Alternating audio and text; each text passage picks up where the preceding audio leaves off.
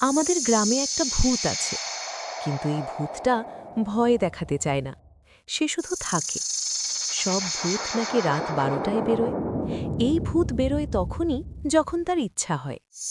গ্রামবাসী বলে ও নাকি কোনো অভিশাপ। কিন্তু আমি একদিন দেখেছি সে একটা গাছের ডালে চুপচাপ বসে আছে। এক রাতে আমি তাকে জিজ্ঞেস করলাম, তুমি ভূত হয়েও ভয় দেখাও না কেন? সে বলল, ভয় দেখাতে গেলে অনেক কিছু লাগে।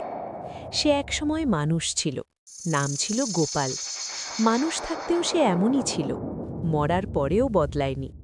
কিন্তু একটা বিষয় অদ্ভুত, প্রতি পূর্ণিমার রাতে এই ভূতটা হঠাৎ উধাও হয়ে যায়।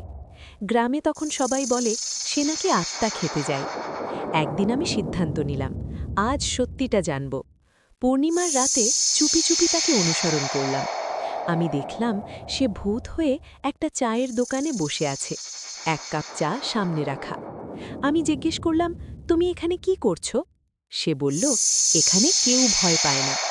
তারপর সে বলল, সবচেয়ে ভয়ঙ্কর জিনিস ভূত না।